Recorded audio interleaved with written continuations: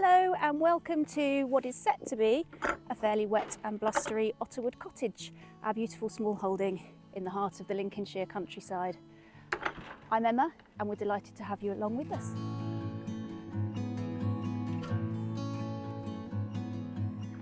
So this weekend is another weekend where we're up against it in terms of time for a couple of reasons. One is that we only really have Saturday this weekend. I'm heading down south for various reasons on Sunday. We've got to get as much as we can done today. The second reason is it's the last race of the Formula One season this weekend and not much stops work on the small holding, but Formula One is one of the few things that does, so we shall be stopping for qualifying today. But the main reason that we're up against it in terms of time is that we have Storm Dara approaching. Being on the eastern side of the country, I don't believe we're going to get it too badly.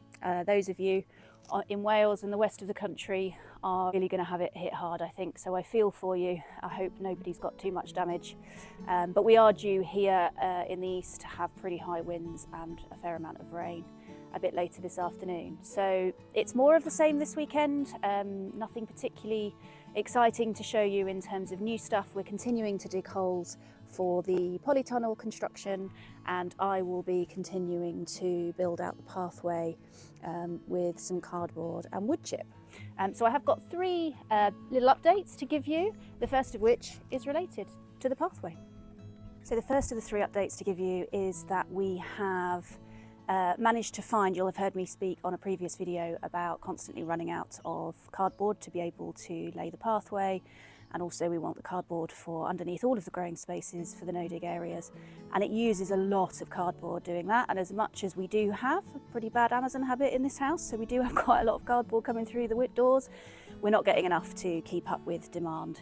And the lovely Sameena over at My Messy Plot suggested trying to find a local bike shop, because she used to get quite a lot of cardboard from her bike shop, and I took her advice and approached a bike supplier relatively locally to us, and the lovely Jacob there was absolutely delighted for us to take as much cardboard as we could possibly need. He used to have a small holding himself, he used to do no dig, so he was really pleased that the cardboard that he said he hates throwing away because he knows how useful it can be is actually going to come here instead. So I took a bootful of cardboard, a huge box of boxes there and then, and we have an open invitation to return and get more cardboard whenever we like. So thanks Jacob at One More Bike. I'm really pleased I popped in and said hello. Most people probably wouldn't be all that excited about a boot full of cardboard boxes, but if you're an no-dig gardener, you know. The second update is we're really excited to share that we have been accepted in principle by the Woodland Trust for support in planting a brand new native woodland here on our land, subject to a site survey. So that is happening the Monday after next. They're coming out to do the site survey, and subject to all being well with that, we should be able to start planting our woodland very soon in the new year, which is fantastic news. I'll show you again now on the plan of the property where we're planning to put the woodland, just over an acre, might be up to an acre and a half. We need to measure it properly when they come and do the site survey, but it will be in this space that you can see behind me, kind of running up around this line here, and then all the way incorporating the line of hawthorns that you can see there.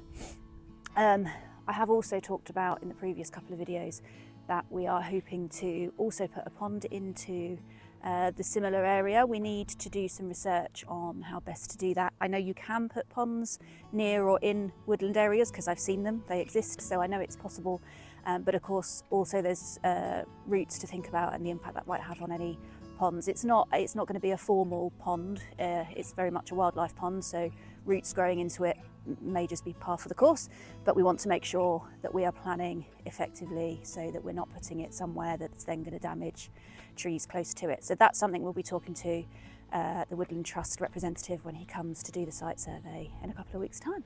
But that's thrilling news, and we just can't wait to get started on that project. And the final update for you is that our garlic is starting to sprout, which I know will particularly be exciting news for my friend and colleague Patrick, who's very excited about garlic harvest time.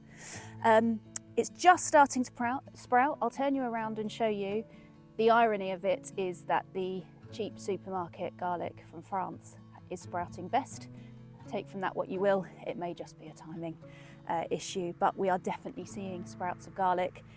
It does mean that we might need to go back to the idea of covering, because we have had only one, but a bird has come along. We think it's a bird has come along and pulled one out. They tend to do that. They mistake the shoots for something that they want, a worm or something they want to eat, and then when they realise it's a garlic clove, they just leave it on the surface, but that's no good because we obviously need it in the ground growing. So I'll show you now. So here's an example of one that's been oiked out, which by a bird or something similar, which I'm just going to replant back in its place. But you can see some teeny tiny shoots at this end, and then if I take you down to the other end where the French supermarket garlic is, we've got some much bigger shoots coming along and starting to show signs of what will be our first harvest at Otterwood Cottage. So exciting. Okay, so I think that's you all caught up with the news from the week. Our job now is to get digging some holes before the weather comes and ruins play, and to spend some time with that huge box of cardboard, taking off any sellotape, and I think there's some staples in some of them, so I'll spend a bit of time with that, and then I will start to build out the pathway behind me.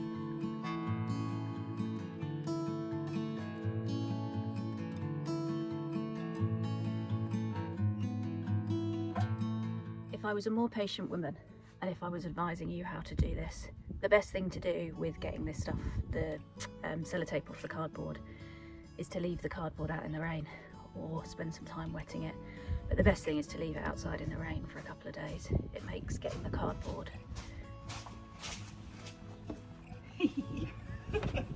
it makes getting the sellotape off the cardboard 100 times easier. But I'm not a patient woman. We've only got a short weekend, so I'm gonna do it the hard way.